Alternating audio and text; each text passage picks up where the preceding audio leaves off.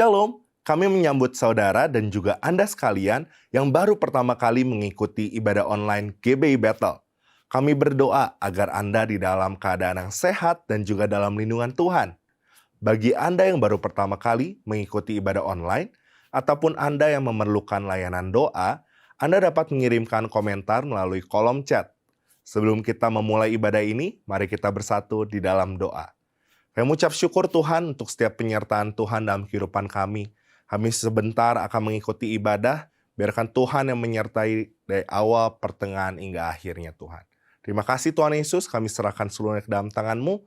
Di dalam nama Tuhan Yesus kami telah berdoa dan mengucap syukur. Amin.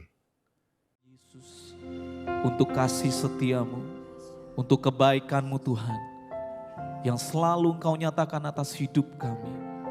Kami mau menyembah-Mu, kami mau meninggikan nama-Mu Tuhan. Sebab Engkaulah segalanya bagi hidup kami. Engkau yang memegang setiap hidup kami Tuhan. Terima kasih Tuhan Yesus.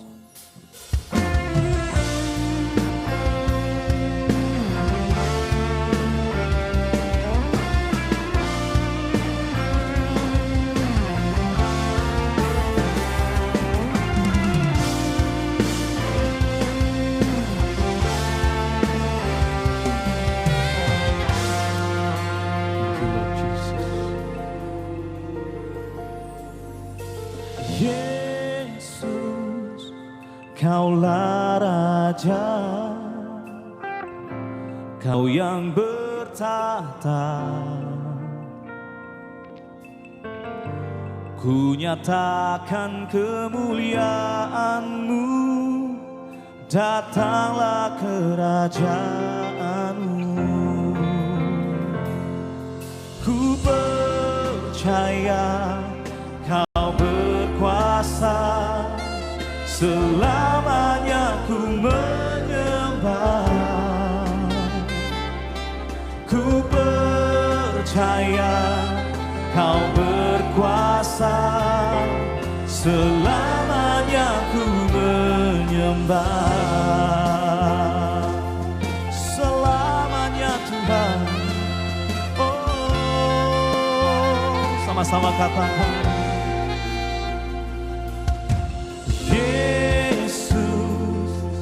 Kaulah Raja, Kau yang bertahta. Ku nyatakan kemuliaan-Mu, datanglah kerajaan-Mu. Ku percaya Kau berkuasa,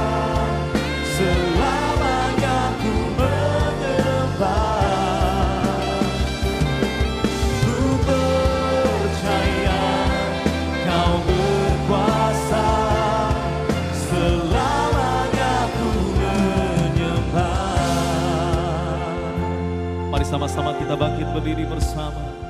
Selamanya ku menyembah. Haleluya, haleluya. Ku nyanyi haleluya, haleluya, haleluya.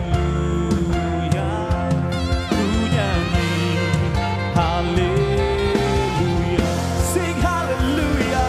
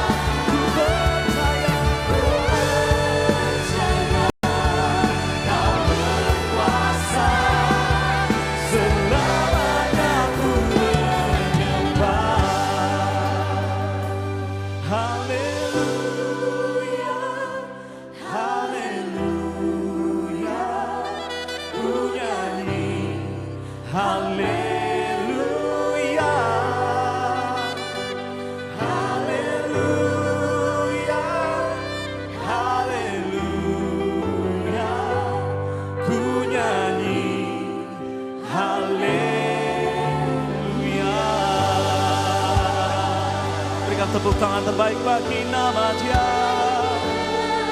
Haleluya, haleluya Yesus. Kau layak terima pujian, Kau layak terima hormat kami. Ku nyanyikan haleluya, haleluya. Shikarararabayarabasane, yakararabase. Hallelujah, Jesus. We worship you, Lord. We worship you.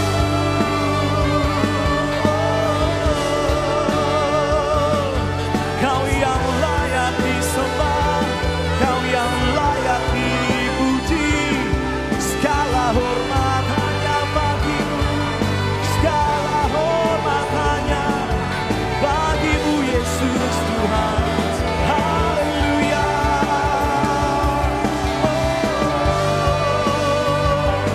Haleluya.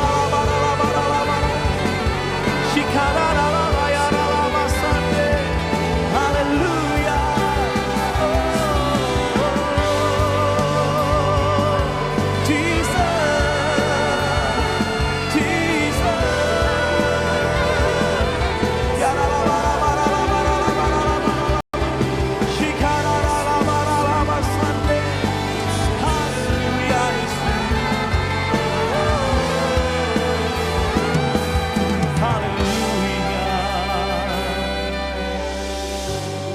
sungguh hanya Kau Tuhan, sumber kekuatanku. Engkau tempat perlindunganku dan sumber pengharapan dalam segala hidupku Tuhan. Oh, terima kasih Tuhan. Thank you Lord Jesus. Kami rasakan hadirat-Mu Tuhan hadir di tengah-tengah setiap kami. Bahkan Engkau menghampiri pribadi lepas pribadi untuk memberikan setiap kami pengharapan, untuk memberikan setiap kami kekuatan Tuhan. Sehingga setiap kami yang hadir saat pagi hari ini, kami akan membawa suatu perubahan dalam hidup kami. Bahwa ada pengharapan, ada kekuatan di dalam Engkau Tuhan. Untuk itu Tuhan, siang hari ini kami siap mengekspresikan setiap kebaikan-Mu lewat pujian yang kami naikkan Tuhan. Dan hanya di dalam nama Tuhan Yesus Kristus yang siap memuji Tuhan. Mari sama-sama kita katakan amin. Berikan tepuk tangan sekali lagi bagi nama Tuhan kita. Haleluya, shalom. Sekali lagi shalom. Ada sukacita, amin. Kalau ada sukacita boleh lihat samping kiri, samping kanannya. Berikan salam, katakan Tuhanku luar biasa. Haleluya. Sebab Dialah sumber kekuatan kita. Kekuatanku, menopang hidupku, panji keselamatan. Kau buktikan kasih setiamu, benteng hidupku, tak akan ku takut. Sebab ku tahu Kau besertaku, Yesus jaminan hidup. One more time. Kau kekuatanku, menopang hidupku,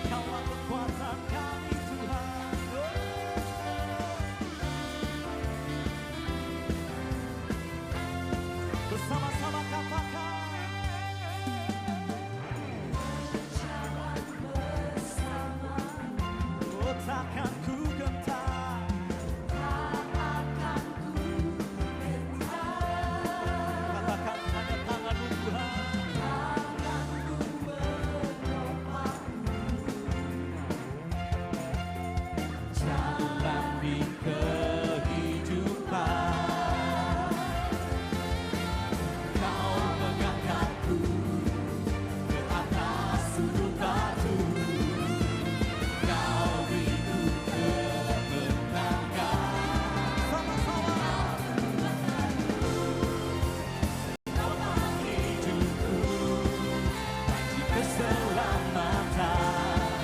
Kau buktikan kasih setiamu, benteng hidupku. Tak akan ku takut, sebab ku tahu kau besertaku. Yesus, jaminan hidup, kau kekuatanku. Penopang hidupku, panci keselamatan. Kau buktikan kasih setiamu, benteng hidupku. Tak akan ku takut, sebab ku tahu kau besertaku. Yesus, jaminan hidupku. Kita percaya di dalam nama Dia, kita mendapatkan kemenangan, amin. Sebab Dialah sumber kekuatan kita. Yang percaya katakan amin. Yang percaya katakan haleluya.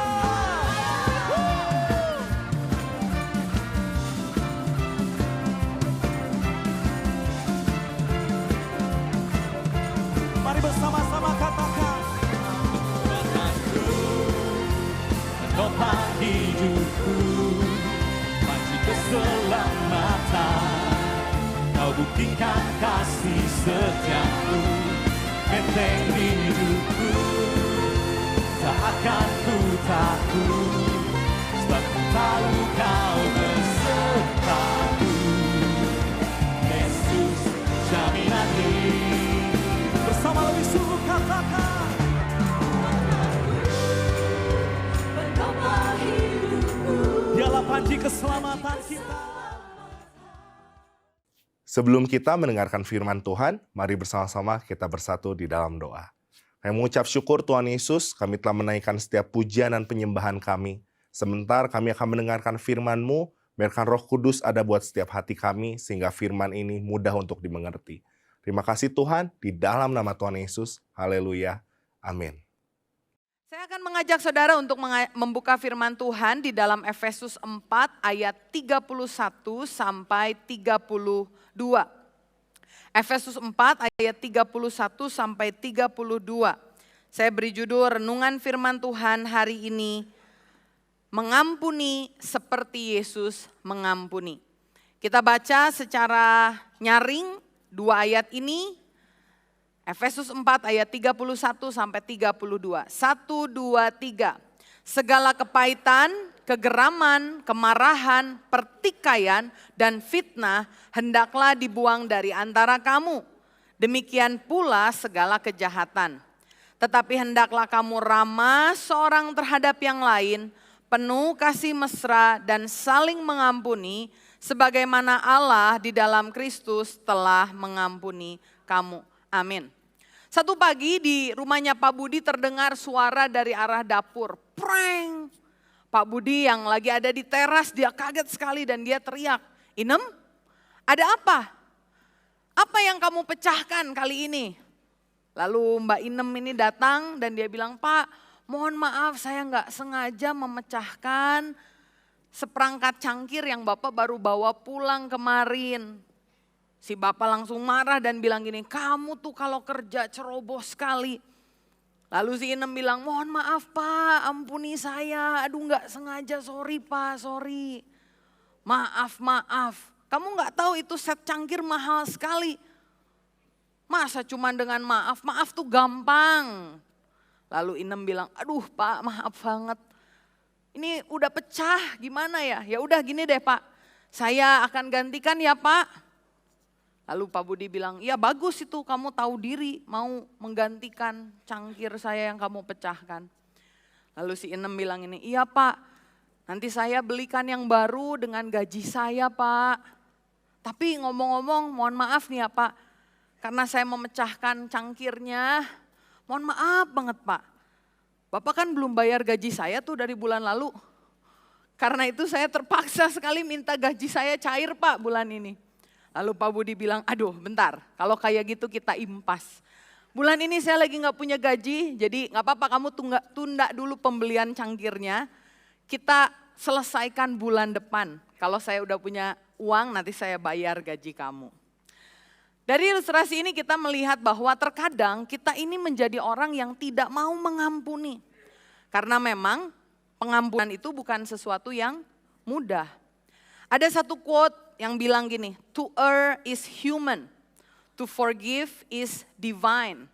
Untuk melakukan kesalahan itu adalah satu perkara yang sangat manusiawi. Kita semua manusia pasti pernah melakukan kesalahan. Karena itu dikatakan melakukan kesalahan itu adalah manusiawi.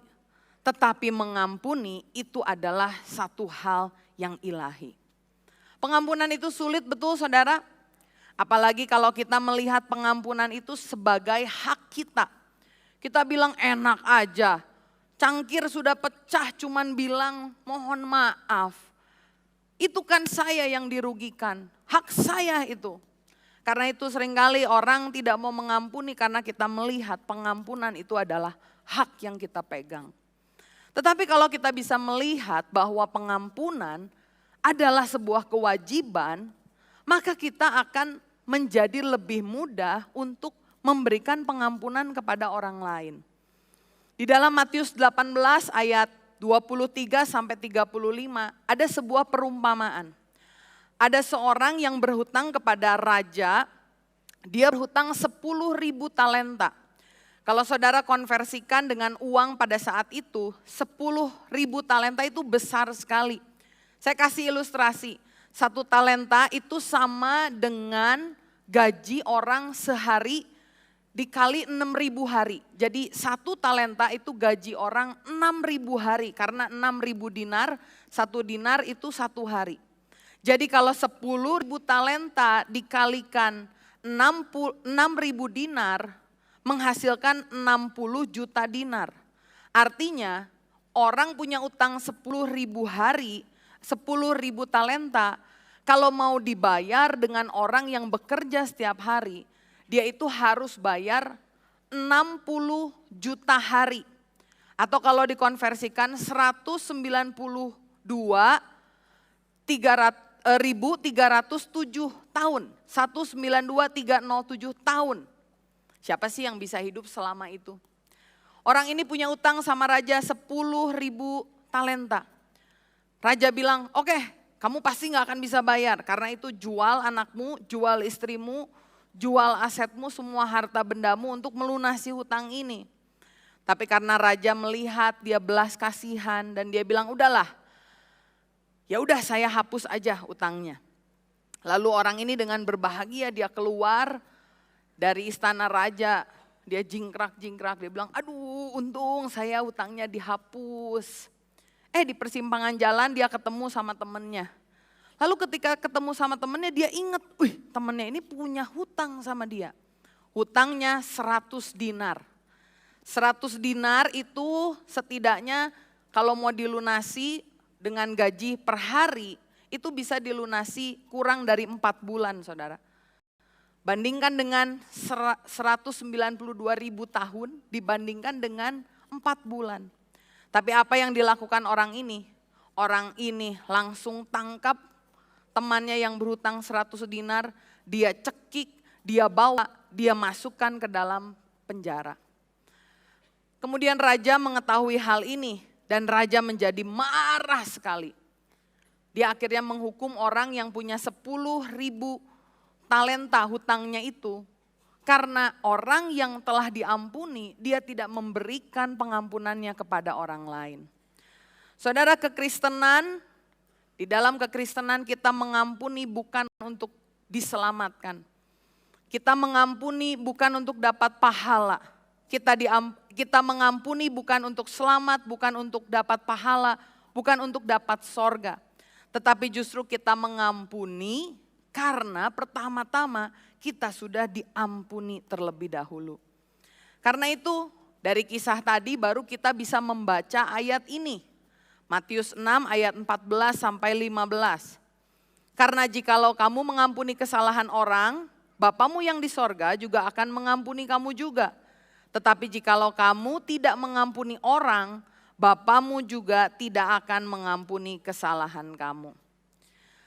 Tanpa cerita utang tadi, kita memiliki pengertian yang salah, seakan-akan keselamatan kita, pengampunan kita tergantung dengan usaha kita. Kita mau mengampuni orang atau enggak.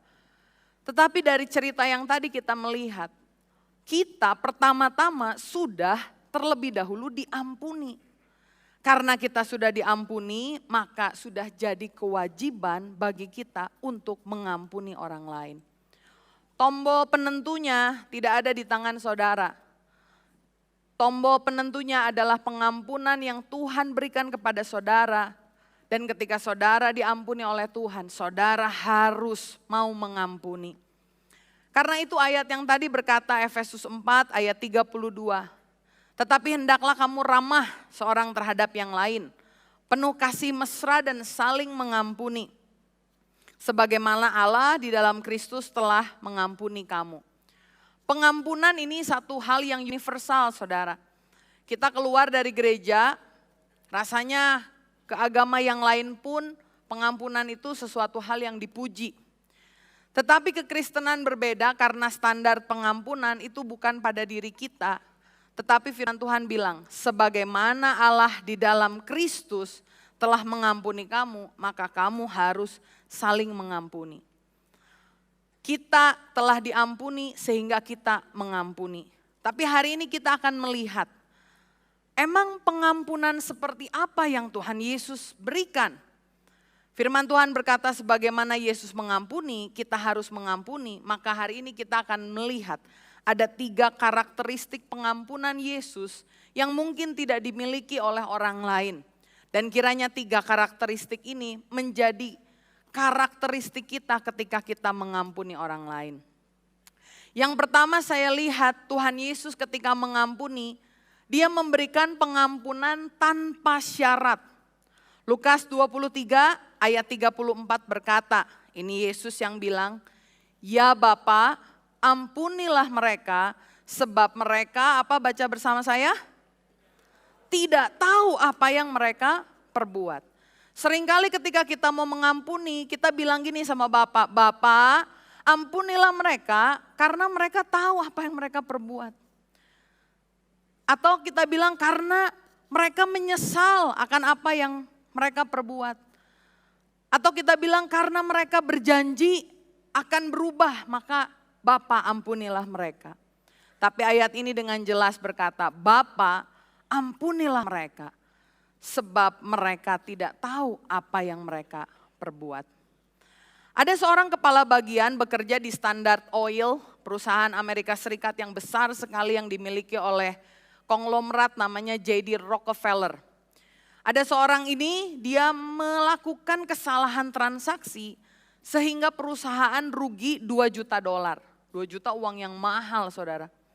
Kemudian direksi mengadakan rapat dan akhirnya sebelum dipanggil, jadi Rockefeller memimpin rapat ini dan bilang, ini orang dipecat atau enggak ya? Diampuni atau dibiarkan aja kita tendang? Lalu dia mengeluarkan sebuah buku kecil, dia tulis nama orang ini di atasnya. Lalu selama 10 menit ke depan, Rockefeller hanya diam. Dia menulis di buku itu dan pada akhirnya dia membuat kesimpulan. Saya telah menghitung perbuatan baik orang ini selama dia melayani, selama dia ada di dalam perusahaan ini. Ini orang lama, jadi dia udah membuat banyak keputusan. Dan jadi Rockefeller bilang, setelah dikalkulasi, keuntungan yang dia dapatkan dari keputusan-keputusan lain yang telah dia buat, jumlahnya itu kalau tidak sama melebihi sedikit dari $2 juta. Jadi kalau kayak gitu kita simpulkan aja, kita akan memaafkannya. Dan ketika orang ini dipanggil dia bilang, kita akan maafkan kamu karena ternyata keuntungan yang pernah kamu berikan kepada perusahaan itu sama atau lebih besar daripada kerugian yang kamu lakukan dari keputusan yang kemarin. Manusia seringkali memiliki neraca perhitungan ketika kita mau mengampuni. Saya hitung dulu nih, kalau dia udah pernah baik sama saya, ya udah ada kesalahan saya maafkan. Kalau dia datang sama saya meminta maaf, saya akan maafkan. Tapi kadang-kadang di sisi lain ketika kita mau mengampuni, kita punya syarat yang bahkan tidak bisa dipenuhi. Pernah dengar seperti ini? Saya akan mengampuni. Nanti kalau dia bisa melangkahi mayat saya dulu. Berarti kan kita udah keburu meninggal, saudara. Atau ada yang bilang gini, saya mau mengampuni dia nanti kalau satu hari matahari terbit dari barat dan tenggelam di timur. Artinya gak akan pernah kita mengampuni orang itu. Tetapi Yesus tidak demikian.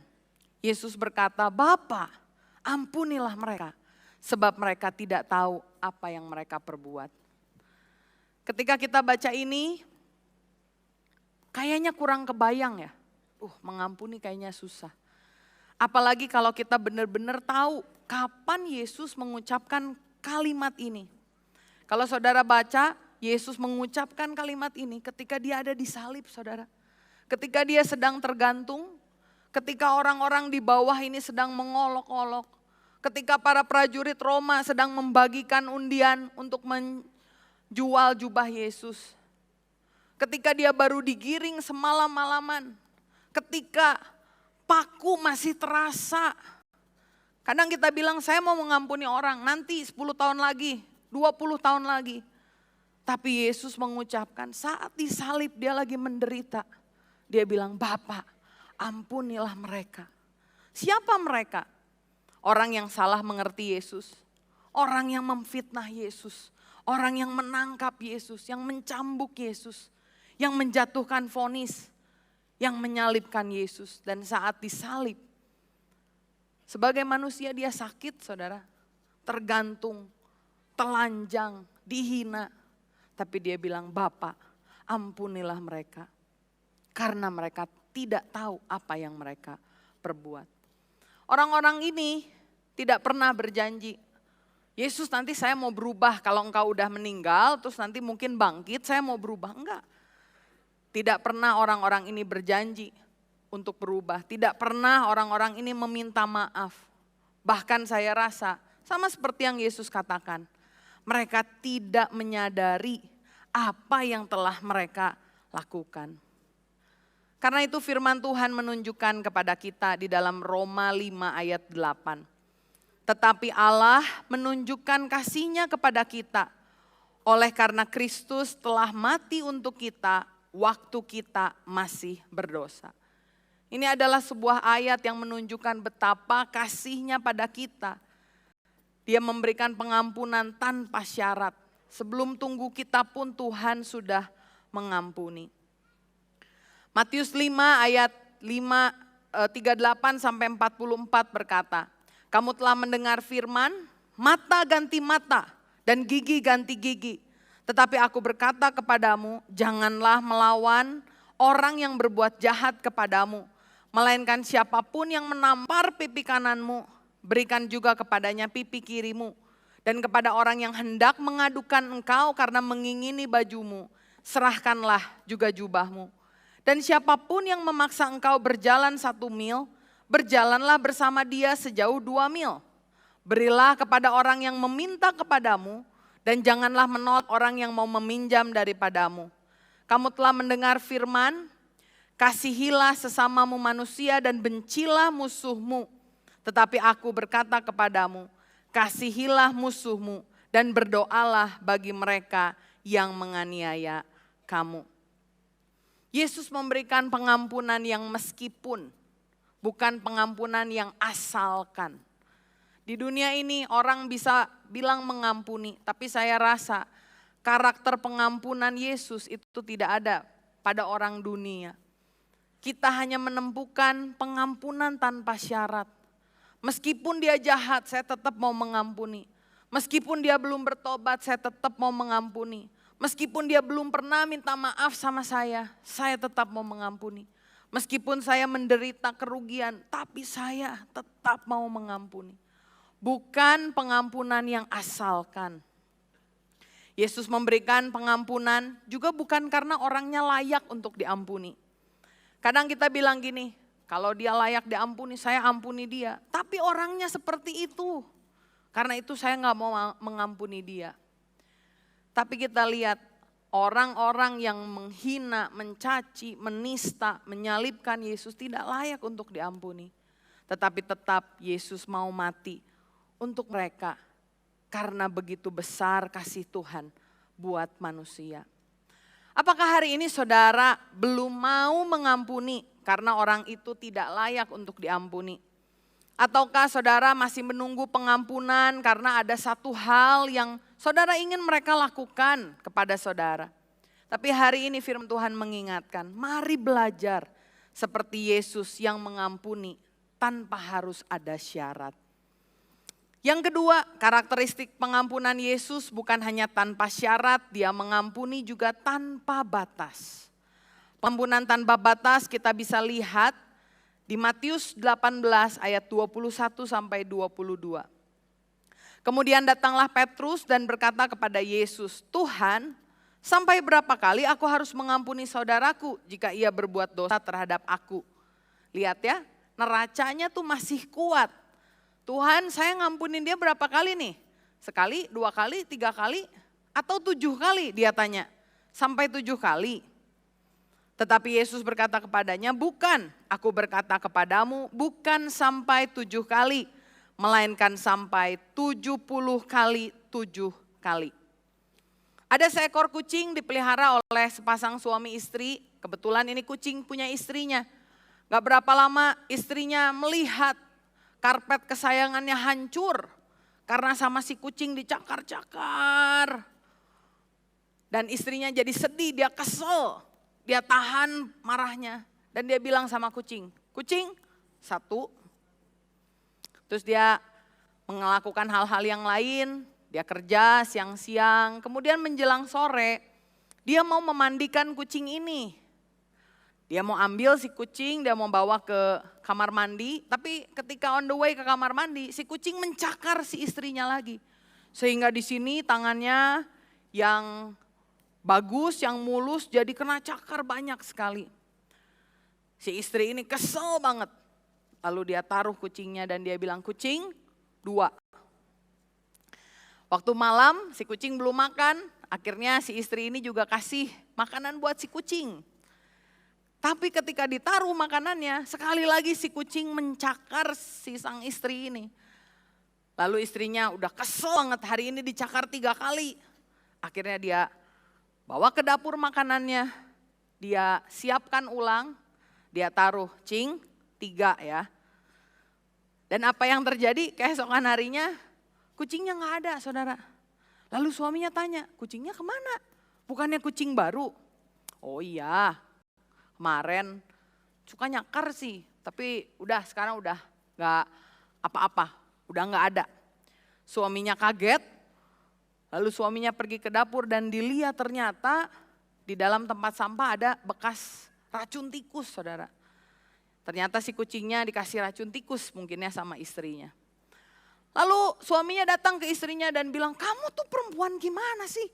Kejam banget tuh kucing kamu bunuh ya.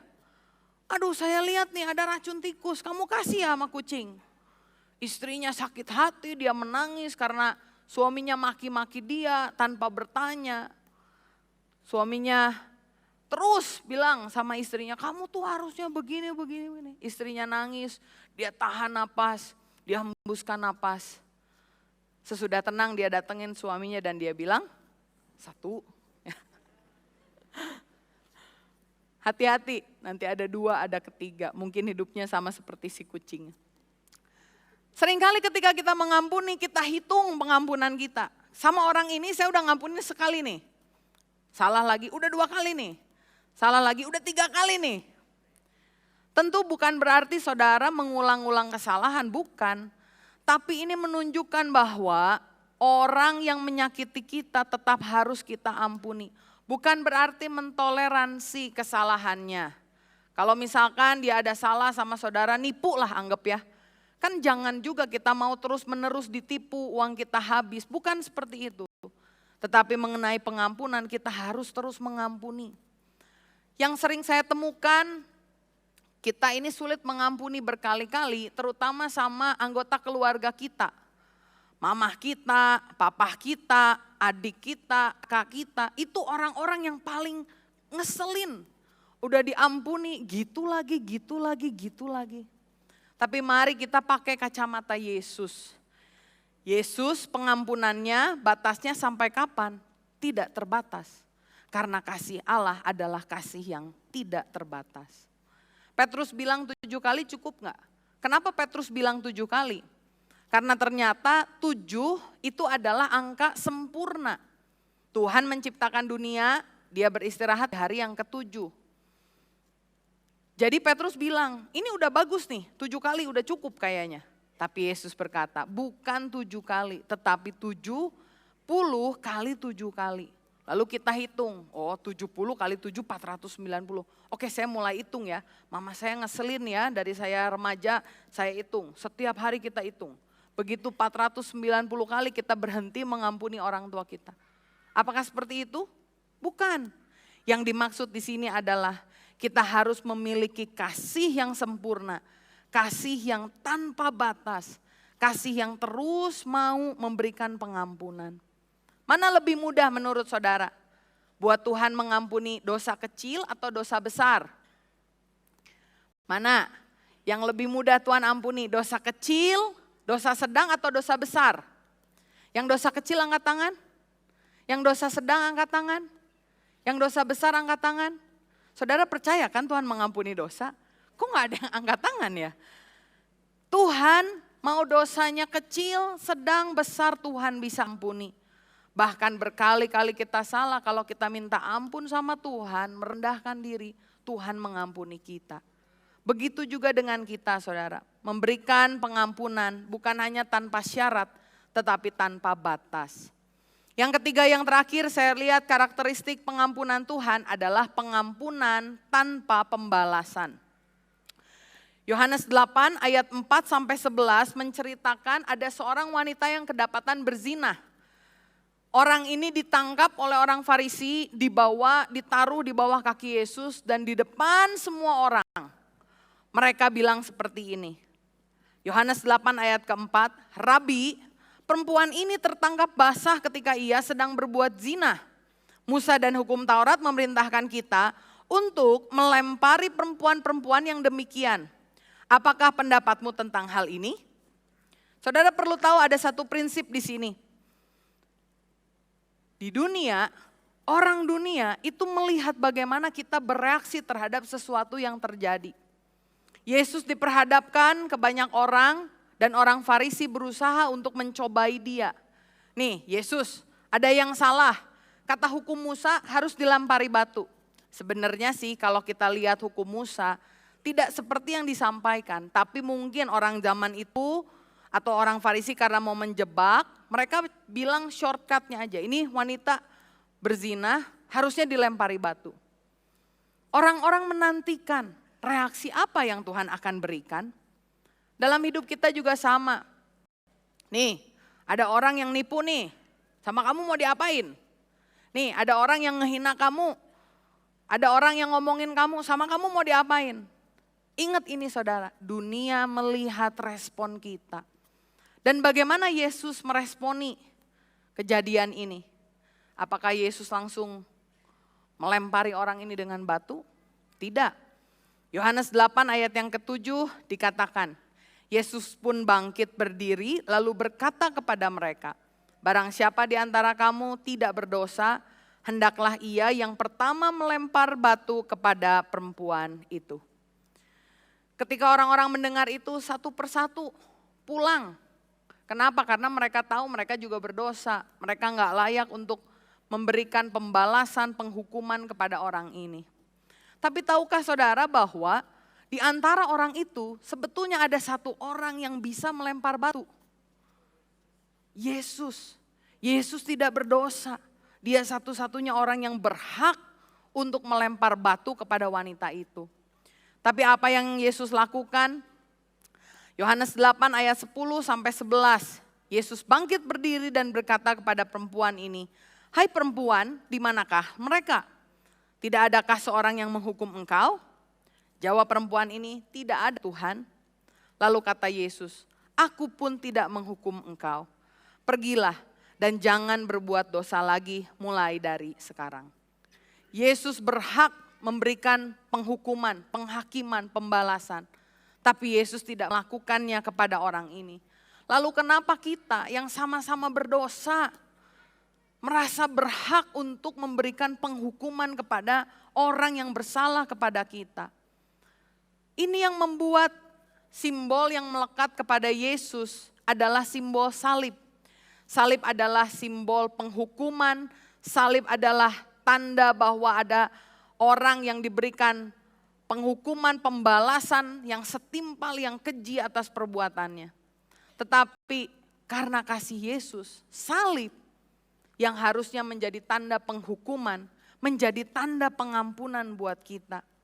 Sehingga kita yang menerima Yesus bukan dihukum, tetapi kita diampuni tanpa ada pembalasan. Lukas 6 ayat 37 sampai 42 berkata, "Janganlah kamu menghakimi, maka kamu pun tidak akan dihakimi. Dan janganlah kamu menghukum, maka kamu pun tidak akan dihukum. Ampunilah dan kamu akan diampuni. Berilah dan kamu akan diberi suatu takaran yang baik, yang dipadatkan, yang digoncangkan, dan yang tumpah keluar akan dicurahkan ke dalam ribaanmu. Sebab ukuran yang kamu pakai untuk mengukur akan diukurkan kepadamu." Kata mengampuni dalam bahasa Yunani itu apoluo. Artinya mengampuni itu memberikan kebebasan kepada seseorang dari hukuman. Melepaskan seseorang dari hutang yang harusnya dia tanggung. Karena itu mengampuni bukan masalah perasaan saja saudara. Tetapi ketika kita mengampuni, kita sebetulnya sedang melepaskan, membebaskan orang itu dari keinginan kita untuk membalas. Saudara, kalau disuruh mengampuni kadang-kadang kesel enggak? Kalau suruh mengampuni udah tahu jelas-jelas orang itu salah. Saudara kadang suka pengen bales enggak? Saya enggak tahu kalau saudara, kalau saya sih kadang kesel, wah pengen bales ya. Segala pemikiran, perasaan berkecamuk. Tetapi ada ayat yang saya ingin bacakan sama saudara. Ketika saudara mau mengampuni dan saudara merasa, aduh saya pengen bales. Pegang ini dalam firman Tuhan. Roma 12 ayat 17 sampai 29. Janganlah membalas kejahatan dengan kejahatan, lakukanlah apa yang baik bagi semua orang. Sedapat-dapatnya kalau hal itu bergantung padamu, hiduplah dalam perdamaian dengan semua orang. Menjaga perdamaian kalau kita pengen membalas itu sulit saudara. Tapi firman Tuhan bilang gini, kalau itu bergantung sama engkau untuk hidup dalam perdamaian sedapat-dapatnya. Hiduplah dalam perdamaian dengan semua orang. Saudara-saudaraku yang kekasih, janganlah kamu sendiri menuntut pembalasan, tetapi berilah tempat kepada murka Allah. Sebab ada tertulis, pembalasan itu adalah hak Tuhan. Tuhan bilang pembalasan adalah hakku. Akulah yang akan menuntut pembalasan. Firman Tuhan. Pembalasan bukan hak kita saudara. Pembalasan adalah hak Tuhan. Dan ketika kita mengampuni, saudara sedang melepaskan hak Tuhan untuk melakukan yang menurut Tuhan sesuai dengan orang yang saudara ampuni. Tapi bukan saudara yang melakukan pembalasan. Hari ini kalau ada saudara yang begitu tersakiti, rasanya sulit mengampuni. Yang perlu saudara lakukan bagian saudara adalah saudara mengampuni dia. Sulit? Ya. Bisa enggak? Bisa.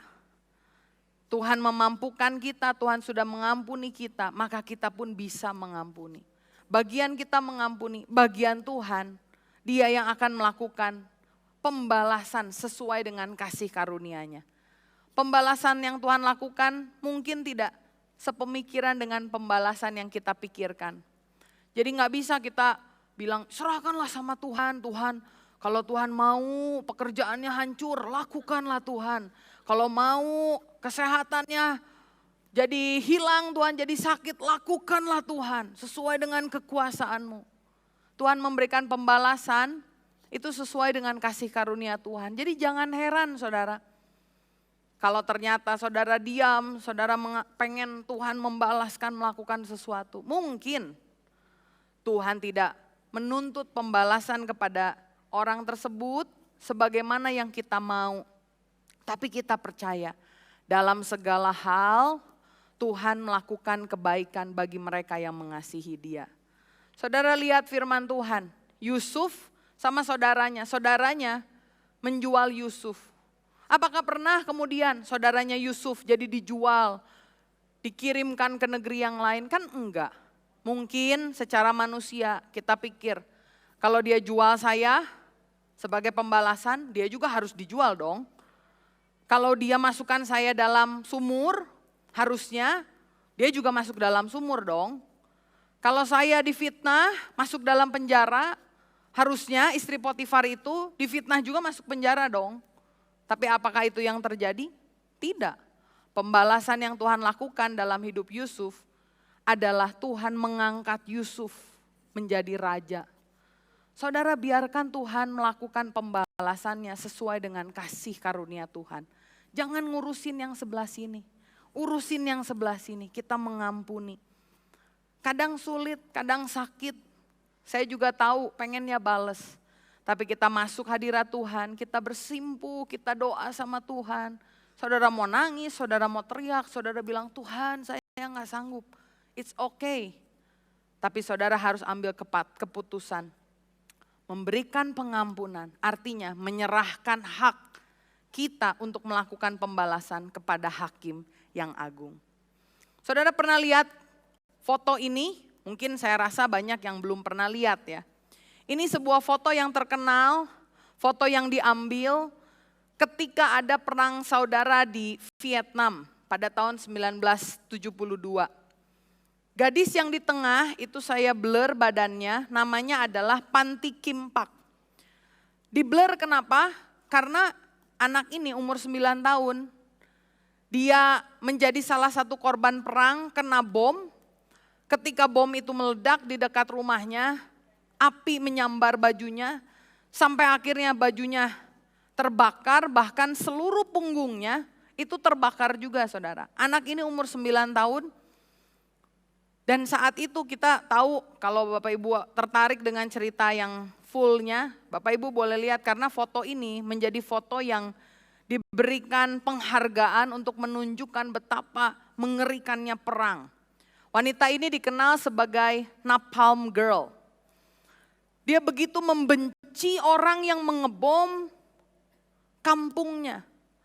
Jenderalnya, pilotnya, dia kesel, dia sebel. Sampai akhirnya dia harus mengalami operasi, 17 operasi saudara. Saudara boleh lihat sekarang umurnya sudah tua, tapi di sebelah sana semua punggungnya mengalami burn, terbakar hebat. Sesudah dioperasi pun dengan keadaan seperti ini dia bilang, karena terbakar hebat kulit saya ini gak punya pori-pori. Karena gak punya pori-pori ketika capek gak bisa berkeringat. Kalau saudara gak bisa keringetan, air menumpuk di dalam itu cepat lelah, cepat pusing. Dan karena keadaan ini di tahun 1982, Kimpak memutuskan untuk mau bunuh diri. Tapi puji Tuhan di tahun yang sama, entah bagaimana dia ke perpustakaan dan dia menemukan ada buku perjanjian baru. Dan ketika dia pelajari, hatinya tersambar oleh ayat di Matius 5 yang tadi kita baca. Kasihilah musuhmu dan berdoalah bagi mereka yang menganiaya kamu. Dia bilang gini, semenjak hari itu orang-orang yang namanya musuh-musuhnya yang biasa dia tulis, yang dia kutuk, yang dia benci, mulai dari hari itu dia ubah menjadi nama-nama dalam daftar doanya. Dia mendoakan orang-orang ini dan yang luar biasa adalah sekarang dia menjadi advokat bagi pengampunan dan harapan buat orang yang korban perang di seluruh dunia. Pembalasan yang dilakukan oleh Tuhan bukan terjadi kepada pilotnya karena mereka menang, tetapi buat gadis kecil ini, dia bertumbuh menjadi seseorang yang dipakai oleh Tuhan.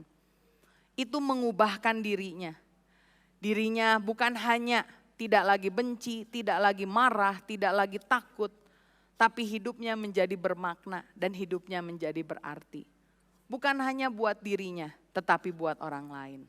Kalau saudara baca Alkitab, ada begitu banyak berkat di balik pengampunan.